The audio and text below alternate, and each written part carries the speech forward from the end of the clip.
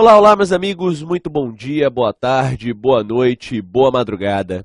Me chamo Luciano Figueiredo, sou professor do Complexo de Ensino Renato Saraiva e estou aqui hoje dando um pontapé inicial na minha aula nesse curso de Prática em Família e Sucessões.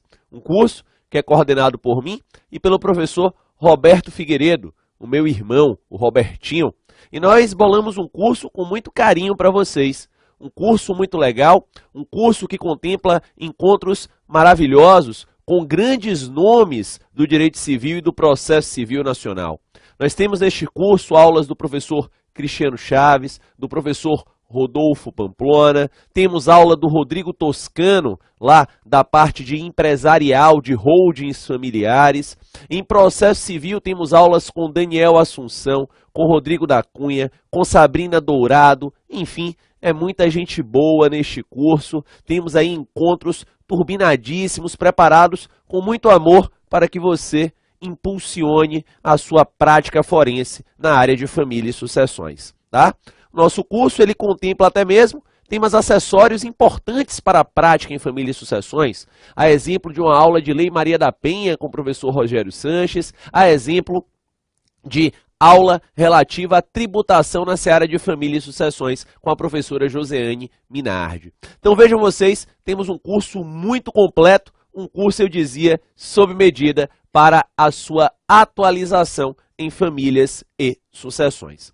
O encontro que ficou comigo é um tema que eu particularmente atuo demais na prática, faço demais na advocacia, é o tema, olha na sua tela, que diz respeito à alteração do regime de bens, a alteração do regime de bens, a alterabilidade do regime de bens e os contornos aí do pacto antinupcial, bem como do contrato de convivência. Tema de extrema importância para a prática forense. E é sobre este assunto que nós iremos conversar no nosso encontro de hoje. Como acontece aí nos encontros aqui do curso de prática, você já tem à sua disposição o roteiro de apoio, que está aí na sua tela, olha aí, é o roteiro que traz os tópicos que nós iremos desenrolar aqui durante o nosso encontro, traz conceitos principais, importantes artigos de lei, súmulas, julgados, enfim, é um material que servirá como bússola nesse nosso encontro, lhe dará o norte neste nosso encontro, e além disso, nós temos também uma peça prática profissional, um modelo de ação de mudança de regime de bens, tá? Então, temos aí um encontro bem completo para você sair daqui sabendo tudo sobre a questão do regime de bens. E eu começo com uma breve introdução, e na minha breve introdução eu parto de uma premissa. E a minha premissa é que casa-se e divorcia-se como nunca no Brasil. Casa-se e divorcia-se como nunca no Brasil. Sempre que eu falo isso por aí, né, em palestras, em simpósios, algumas pessoas que escutam com certo estranhamento. Professor, se casa como nunca no Brasil, como é que se divorcia como nunca no Brasil? Este dado, professor, não é um dado antagônico? Não, não é. Não é porque aqueles que se divorciam desejam se casar novamente. Temos casamentos de segundas núpcias, terceiras núpcias, quartas núpcias, enfim. Em sendo assim, o divorciado resolve se casar de novo. O brasileiro, ele não desiste nunca, não é verdade? Então, casa-se e divorcia-se como nunca no Brasil, porque os divorciados buscam novos casamentos. Nós temos os chamados recasamentos. Este dado que eu estou lhe dando não é meu. O dado é do IBGE, do Instituto Brasileiro de Geografia e Estatísticas, que, segundo dados mais recentes, registrou aí 341 mil divórcios em 2014, registrando um salto de 161% no número de divórcios em 10 anos. 161%. E se você comparar com o início da série histórica, né, de quando o IBGE começou a apurar divórcios no país, em 1984, você tem um salto de 1.007%. É bastante divórcio para a gente fazer por aí, né? Graças a Deus, não é verdade? A gente tem que pagar o leitinho das crianças, não é isso? A taxa do divórcio hoje é de 2,41 por mil habitantes nas pessoas com 20 anos de idade ou mais. Então você vê aí que a duração média do casamento ainda caiu. Antigamente era de 19 anos e agora é de 15 anos, tá? O aumento do número de divórcios gerou também um aumento do número de casamentos. Em 2014, 1,100 mil casamentos registrados, com aumento de 5,1% em relação a 2013. Então eu dizia, casa-se e divorcia-se como nunca no Brasil. Qual é a relação disto, Luciano, com a ideia do pacto antinupcial? Qual é a relação disto com uma aula sobre pacto antinupcial e regime de bens? Toda a relação. Toda a relação. Porque, querido, se casa e se divorcia como nunca no país, se o casamento ele há muito deixou de ser eterno, se as pessoas se divorciam e se casam novamente, às vezes terceiros, quartos casamentos, as pessoas se preocupam por demais com temas relativos ao patrimônio, né? Eu me lembro sempre de um cliente, Marcos, eu tenho um cliente lá no escritório, ele é um senhorzinho de idade, mora aqui no Baixo Sul da Bahia, em Ilhéus, e ele ganhou muito dinheiro na época do cacau, aqui em Ilhéus, muito dinheiro mesmo. Ele me dizia, Luciano, na verdade eu fui um cara muito rico. Eu fui um cara muito rico, mas eu era casado no regime de comunhão universal de bens e resolvi me divorciar. A minha ex-mulher levou metade. Meia ação, 50%. Tempos depois, o Luciano, eu me apaixonei de novo, homem do interior, sério, me casei novamente em comunhão universal e me divorciei. A minha segunda mulher me levou mais uma metade. De forma que, Luciano, de tudo que eu tinha antes, eu hoje só tenho 25%. Né? E ele diz, eu já fui um cara muito rico, hoje eu vivo bem. Então, veja você que há uma preocupação de que em um segundo casamento, em um terceiro casamento, ou até mesmo no seu casamento primitivo, haja o divórcio, que é cada vez mais corrente, cada vez mais corriqueiro, vocês viram os números por aí, e que isto gere um decréscimo patrimonial muito importante na vida do sujeito, muito importante na vida do cidadão. Atento a esta situação, atento a isto, as pessoas cada vez mais se preocupam em realizar um planejamento familiar.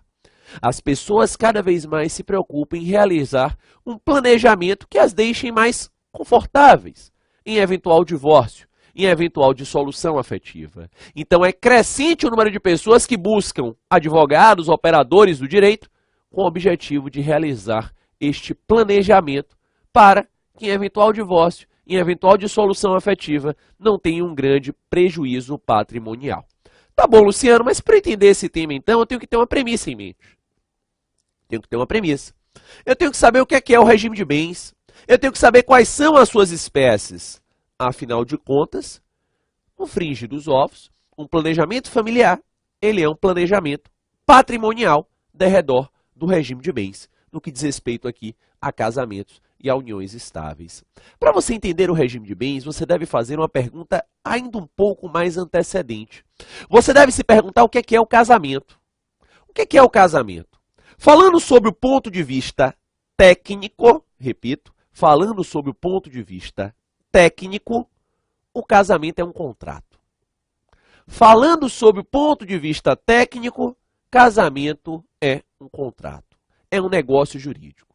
Obviamente, eu estou deixando de lado aqui, de fora aqui, toda aquela questão romântica relacionada ao casamento. Toda aquela questão religiosa relacionada ao casamento.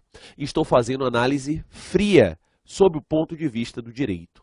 A natureza jurídica do casamento é de negócio jurídico, porque o casamento é um contrato. E se ele é um contrato, se ele é um negócio jurídico, ele tem três planos. Três planos, dizem os grandes autores, desde o Kelsen, passando aqui no Brasil por Pontes de Miranda, por Marcos Bernardes de Mello e tantos outros. Três planos: plano de existência, plano de validade e plano de eficácia.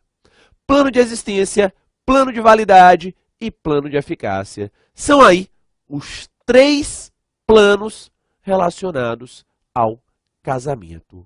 Quando eu falo de regime de bens, eu estou a tratar de um dos itens do plano da eficácia. Eu estou a tratar de um dos itens do plano da eficácia, afinal de contas, o regime de bens nada mais é do que a eficácia patrimonial do casamento. Regime de bens, eu dizia, nada mais é do que a eficácia patrimonial do casamento. Diz respeito aos efeitos patrimoniais do casamento. E é sobre isso que nós iremos conversar a partir de agora. Sobre este regime de bens, sobre a eficácia patrimonial do casamento, sobre os efeitos patrimoniais do casamento, sobre aquilo que durante o casamento se tornará do casal, comunica, se torna do casal, são bens comunicáveis, e aquilo que não comunica, aquilo que é patrimônio individual durante o relacionamento. Passeando pelo Código Civil, vem comigo na tela, você observa que nós temos 5 espécies de regimes de bens. Nós temos os regimes das comunhões, que se subdividem em universal e parcial. Nós temos os regimes das separações, que se subdividem em convencional, ilegal e obrigatória. E nós temos o regime novo, né? Apesar de ter sido instituído em 2002, eu ainda o chamo de novo, porque é pouco visto na prática, são poucos os casais que optam por este regime, até por desconhecimento, que é o regime da participação final nos aquestos. Então temos duas comunhões, comunhão universal e parcial, duas separações, separação convencional, ilegal ou obrigatória, e regime da participação final nos aquestos. Eu inicio o nosso bate-papo passando regime a regime, lógico. Se você vai fazer um aconselhamento de planejamento familiar, você tem que saber quais são os regimes e quais são os seus impactos. O que em cada regime vai comunicar virá patrimônio de ambos e o que não comunicará. Lógico. Para que você, analisando o perfil do teu cliente, verificando quanto ele tem de patrimônio pretérito ao relacionamento ou não, você faça a opção do melhor regime de bens para ele, segundo o seu objetivo, né? Porque as pessoas às vezes acreditam equivocadamente que o cliente só quer guardar patrimônio. E às vezes não. Às vezes o cliente quer dividir também o patrimônio. Então você, a partir do perfil do cliente e das regras pré-estabelecidas de regimes de bens, você fará a respectiva escolha. Eu vou começar com o meu primeiro regime aqui, que é o regime da comunhão parcial. Regime da comunhão parcial, que eu também chamo de regime supletivo. Regime da comunhão parcial, que eu também chamo de supletivo. Sabe por que ele é chamado de supletivo? Ele é chamado de supletivo porque, com base no 1640 do Código Civil, é a nossa regra geral. Então, com base lá, no 1640 do Código, eu dizia, é a nossa regra geral. Se duas pessoas se casam, em regra, se casam em comunhão parcial. É regra. Se eles não realizaram nenhum tipo de pacto antinupcial regulando o regime de bens, se eles não estão nas exceções do regime da separação obrigatória, se casarão no regime da comunhão parcial. A regra é esta, é o regime da comunhão parcial de bens. Mas, professor, como é que funciona este regime da comunhão parcial? O regime da comunhão parcial, ele parte de uma premissa. Qual é a premissa? Separação para o passado e comunhão para o futuro. Separação para o passado e comunhão para o futuro. É curioso separar para pensar sobre o ponto de vista histórico. Historicamente, nós tínhamos no Brasil, primeiro, apenas o regime da separação e da comunhão universal. Historicamente, lá nos idos de 1916, só tinha comunhão universal e separação de bens. Aí alguém teve a brilhante ideia de criar um terceiro regime, misturando as regras dos dois regimes pretéritos. E assim veio a comunhão parcial. Separação para o passado e comunhão para o futuro. Separação para o passado e comunhão para o futuro é a regra geral 1658 e 1661 são os artigos de referência do Código. 1658 e 1661. Separação para o passado, comunhão para o futuro. Se eu me casar contigo em comunhão parcial, o que era meu antes do casamento continua sendo meu. O que era seu antes do casamento continuará sendo seu. E as aquisições onerosas na constância do casamento serão nossas. Separação para o passado e comunhão para o futuro. Mas veja, dentro desta regra geral, dentro deste parâmetro geral, o legislador civilista se preocupou ainda em trazer um rol de bens que não comunicam. O que é não comunicar, professor? É patrimônio individual, não é objeto de divisão, não comunica. E um rol de bens que comunicam, que se tornam patrimônio do casal. E sobre estas hipóteses que passaremos a conversar a partir de agora. Vem comigo na tela, eu vou começar aqui, vejam vocês, artigo 1659, com os bens que são excluídos da comunhão. Bens que são excluídos da comunhão. Se os bens são excluídos da comunhão, eles não comunicam. Na hipótese de eventual divórcio, de eventual separação, tais bens não irão comunicar. Tais bens serão de cada um dos respectivos cônjuges. O que é que não entra então? O que é que não comunica? Vem comigo, inciso 1. Esta é uma dúvida corrente por aí. Ainda ontem me perguntaram sobre isso no escritório. Os bens que cada cônjuge possuir ao casar e os que lhe sobrevierem na constância do casamento, por doação ou sucessão, e os subrogados em seu lugar. Doação ou sucessão e os subrogados em seu lugar. Veja, o que eu já tinha antes de me casar, obviamente, continua sendo meu. Claro, lógico. Agora, se eu sou casado com você e na constância do casamento eu recebi uma doação ou uma herança, será que essa doação ou herança na comunhão parcial será só minha ou será nossa? Será só minha. Veja aí. Doação ou herança recebido na constância da sociedade conjugal não comunica, bem como aqueles bens subrrogados no lugar. O que é subrrogado, professor? É substituído. Veja, sou casado com você em comunhão parcial. Recebi 300 mil em herança de meu tio, ou 300 mil de doação de meu tio. Eu peguei estes 300 mil e comprei um imóvel. Este imóvel comunica? Não, não comunica. Este imóvel não comunica. Porque este imóvel ele é subrrogado, ele é substituído. Então este imóvel não comunicará. Então não comunica a doação, não comunica a herança, não comunica aquilo que se subrogar no lugar. Tá bom? O problema aqui é que as pessoas costumam fazer na prática muita confusão patrimonial. E isso que você tem que ficar atento para fazer um aconselhamento a seu cliente. Por exemplo, se o sujeito é casado em comunhão parcial de bens e recebeu uma doação ou herança, o ideal é que ele deposite esse valor na sua conta exclusiva. Claro, e não em uma conta conjunta. Porque ao depositar em uma conta conjunta, você fará uma confusão de patrimônios. Lógico. Veja você ainda, se o sujeito recebeu uma doação ou herança e vai comprar um imóvel, é interessante que o valor do imóvel não seja superior ao valor da doação ou da herança. Tipo, recebi 300 mil de doação ou herança, comprei um imóvel de 1 milhão. Da onde é que veio os outros 700 mil? Se o imóvel tem valor superior, você deve então deixar declarado na escritura pública de aquisição, com concordância do outro cônjuge, que aquele valor a mais é patrimônio exclusivo seu, se o seu desejo é que aquele bem não se comunique. Então, o problema é que na prática as pessoas fazem muita confusão patrimonial.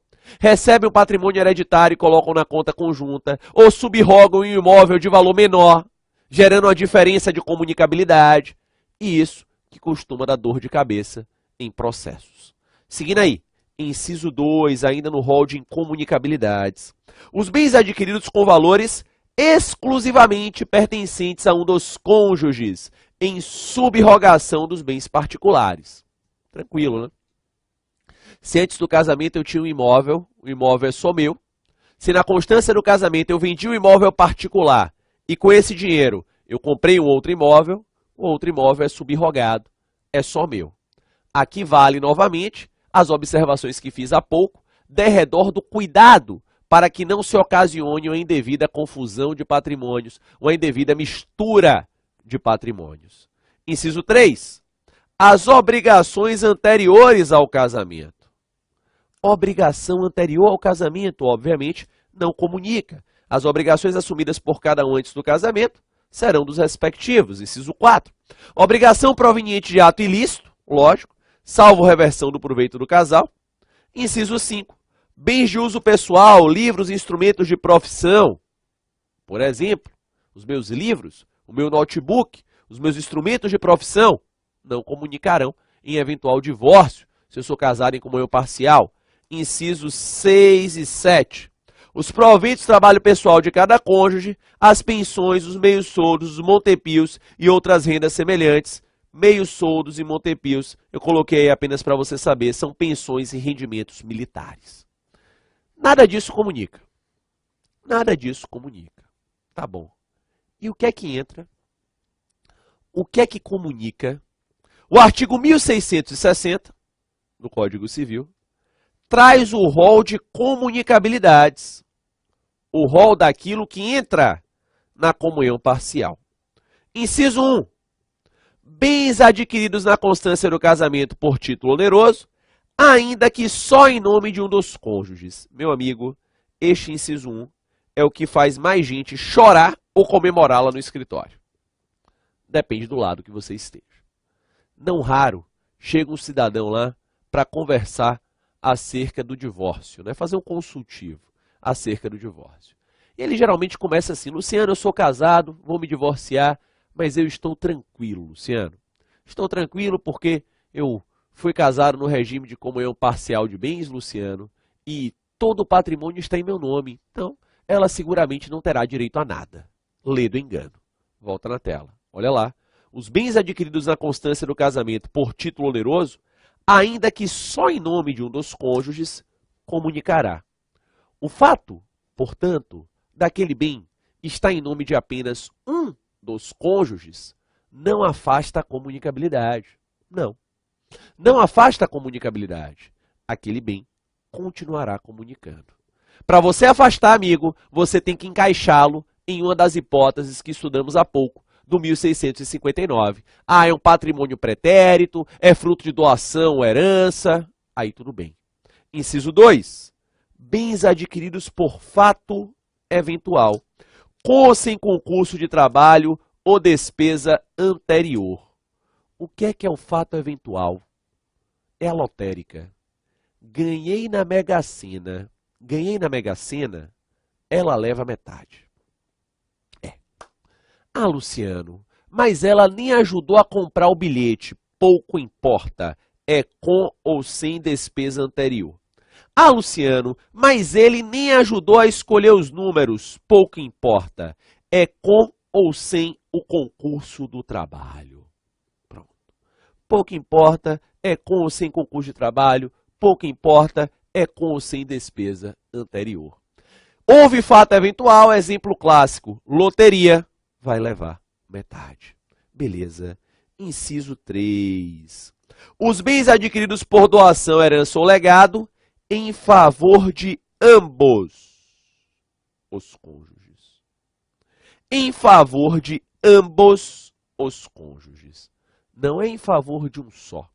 É em favor de ambos. Porque você já viu comigo há pouco que na comunhão parcial, se a doação ou a herança foi em favor de apenas um dos cônjuges, não comunicará.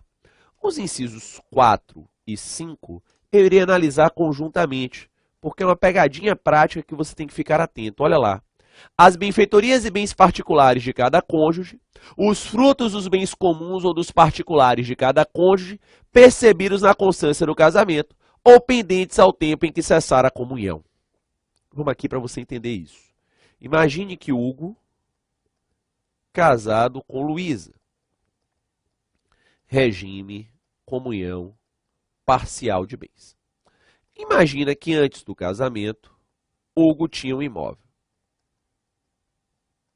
Imagina que antes do casamento, Hugo tinha um imóvel. Este imóvel é só de Hugo, confere? Confere, Luciano. Se o regime é da comunhão parcial, separação para o passado, comunhão para o futuro. Se o imóvel é pretérito ao casamento, o imóvel só é de Hugo. Beleza, o imóvel é só dele. Mas os eventuais frutos que este imóvel gerar na constância do casamento. Exemplo, imagine que este imóvel esteja dado em locação. Os aluguéis que este imóvel gerar na constância do casamento são frutos. Ou ainda, as benfeitorias realizadas neste imóvel na constância do casamento comunicarão. O que não comunica é o imóvel. Os frutos e as benfeitorias comunicarão. Tá bom, professor, mas me tira uma dúvida, Luciano. E no que diz respeito aos bens móveis? Aqueles bens, por exemplo, que guarnecem o lar, a decoração de casa, o sofá caríssimo, o tapete caríssimo, a Nespresso, o PlayStation, não é verdade? Comunica? Não comunica? Como ficam essas questões relacionadas aos bens móveis? No que tange aos bens móveis, o Código Civil traz uma presunção relativa. Presunção relativa, vem comigo na tela. Presunção relativa, que nós chamamos também de juris tantum. Presunção relativa ou juris tantum. Ela é chamada de relativa, juris tantum, porque ela admite prova em contrário. E qual é a presunção relativa? Qual é a presunção juris tantum? A presunção relativa, juris tantum, é que os bens móveis foram adquiridos na constância do casamento.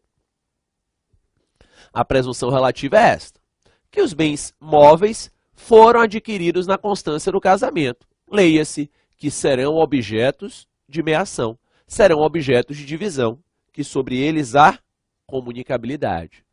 A presunção relativa é esta. A presunção juris tantum é esta. Mas é uma presunção que admite prova em contrário, tá? Ela admite prova em contrário. Se você tem lá a nota fiscal do teu carro, da tua lancha, do teu PlayStation, da tua Nespresso, não é verdade? Você então poderá afastar a comunicabilidade, comprovando que é um fato pretérito, uma aquisição exclusiva, ou objeto de doação, e assim por diante. Ok? Gente, uma dúvida muito corrente. Luciano, e se estes objetos foram fruto de presentes de casamento? Nós ganhamos como presente de casamento. O que fazer? Presente de casamento é doação para o casal, para ambos. Então, objeto de divisão, né? Porque a doação foi para ambos, então deve ser dividido. Tá bom? Essa regra é uma regra, né, que você pensa que é uma regra menor, mas não é não, viu? Porque muitas vezes a decoração do imóvel, amigo, é quase metade do valor do imóvel, quiçá o valor do imóvel, a depender do padrão da decoração que o sujeito ali experimentou, que ele colocou. Então, a regra que, por vezes, dá um impacto muito grande. E na hora do divórcio, há alguns temas que são sensíveis. Não pelo dinheiro, às vezes por questões pessoais. Eu me lembro bem de um divórcio, de um acordo de divórcio, que eu fiz há muitos anos atrás. É um acordo que quase saiu inicialmente e depois foi implementado, né? Era um casal e, enfim, moravam fora de Salvador e ela retornou para Salvador. E aí estava correndo o processo, era um processo razoavelmente grande, né? Era lá um patrimônio de 5 milhões, eles estavam fazendo a divisão do patrimônio. Eu me lembro bem, estava tudo certo. No dia da assinatura do acordo, ele veio do Rio de Janeiro para cá com um advogado, nós nos sentamos lá no escritório, minutas impressas, todas aprovadas, todo mundo já assinando. Eu me lembro que eu estava com a caneta, né? Estava com a caneta assinando, eu era o primeiro a assinar, estava rubricando as páginas do acordo, já pensando, né? Nossa, isso aqui acabou, que maravilha, vou receber meus honorários, né? Resolvi mais um problema. E ali assinando o acordo, que foi então que ele perguntou para ela: você vai devolver o Nespresso e o PlayStation, né? E ela disse: claro que não. Acabou o acordo. 2,5 milhões, né, de meação, travados por uma Nespresso e um PlayStation. Né? Falei: como assim não vai devolver? Como assim não vai devolver, né? Não vou devolver, não vou devolver. Eu falei: ó, queria um tempo com minha cliente aqui, coisa e tal. Aí saí com ela da sala, falei: querida, você joga PlayStation? Ela: não. Toma café? Ela: pouco. Pra que você quer a Nespresso e o PlayStation? Não, questão de honra. Não devolvo a Nespresso e o PlayStation. Voltei para a sala, fiz uma proposta para o cidadão. Querido, faz o seguinte, eu lhe dou uma Nespresso e um PlayStation. Eu pego de meu honorário que lhe dou. Te quebra aqui meu honorário, lhe dou uma PlayStation. Não, eu quero o meu PlayStation e a minha Nespresso. Acabou, não teve acordo. Ele voltou para o Rio de Janeiro, ajuizada a ação. Meses depois, 6, 7 meses, marcaram audiência de conciliação e nessa audiência saiu, porque ela resolveu devolver o PlayStation e a Nespresso. Tenha a santa paciência, né? Enfim, eu dizia, são regras importantes. Ela me perguntou: esses bens não são meus, não? Eu falei: você tem nota fiscal? Ela: não. É bem imóvel, adquirido na constância do casamento, é objeto de meação, é objeto de divisão. entra no bolo aí do patrimônio a ser meado. Beleza? Próximo bloco, retorno com o segundo regime, comunhão universal. Até daqui a pouco. Se casa como nunca no Brasil, como é que se divorcia como nunca no Brasil? Este dado, professor, não é um dado antagônico? Não, não é. Não é porque aqueles que se divorciam desejam se casar novamente. Temos casamentos de segundas núpcias, terceiras núpcias, quartas núpcias, enfim. Em sendo assim, o divorciado resolve se casar de novo. O brasileiro, ele não desiste nunca, não é verdade? Então, casa-se e divorcia-se como nunca no Brasil, porque os divorciados buscam novos casamentos. Nós temos os chamados recasamentos. Este dado que eu estou lhe dando não é meu. O dado é do IBGE, do Instituto Brasileiro de Geografia e Estatísticas, que, segundo dados mais recentes, registrou aí 341 mil divórcios em 2014, registrando um salto de 161% no número de divórcios em 10 anos. 161%. E se você comparar com o início da série histórica, né, de quando o IBGE começou a apurar divórcios no país, em 1984, você tem um salto de 1.007%. Importância para a prática forense. E é sobre este assunto que nós iremos conversar no nosso encontro de hoje. Como acontece aí nos encontros aqui do curso de prática, você já tem à sua disposição o roteiro de apoio, que está aí na sua tela, olha aí, é o roteiro que traz os tópicos que nós iremos desenrolar aqui durante o nosso encontro, traz conceitos principais, importantes artigos de lei, súmulas, julgados, enfim, é um material que servirá como bússola nesse nosso encontro, lhe dará o norte neste nosso encontro, e além disso, nós temos também uma peça prática profissional, um modelo de ação de mudança de regime de bens, tá? Então, temos aí um encontro bem completo para você sair daqui sabendo tudo sobre a questão do regime de bens. E eu começo com uma breve introdução, e na minha breve introdução eu parto de uma premissa. E a minha premissa é que casa-se e divorcia-se como nunca no Brasil. Casa-se e divorcia-se como nunca no Brasil. Sempre que eu falo isso por aí, né, em palestras, em simpósios, algumas pessoas que escutam com certo estranhamento. Professor,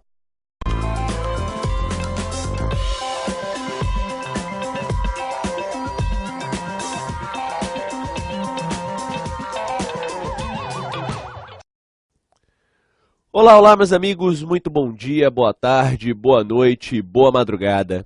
Me chamo Luciano Figueiredo, sou professor do Complexo de Ensino Renato Saraiva e estou aqui hoje dando um pontapé inicial na minha aula nesse curso de Prática em Família e Sucessões. Um curso que é coordenado por mim e pelo professor Roberto Figueiredo, o meu irmão, o Robertinho. E nós bolamos um curso com muito carinho para vocês. Um curso muito legal, um curso que contempla encontros maravilhosos com grandes nomes do direito civil e do processo civil nacional.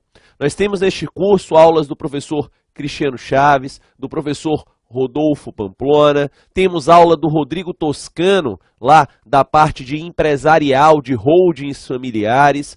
Em processo civil temos aulas com Daniel Assunção, com Rodrigo da Cunha, com Sabrina Dourado, enfim, é bastante voz para a gente fazer por aí, né? Graças a Deus, não é verdade? A gente tem que pagar o leitinho das crianças, não é isso?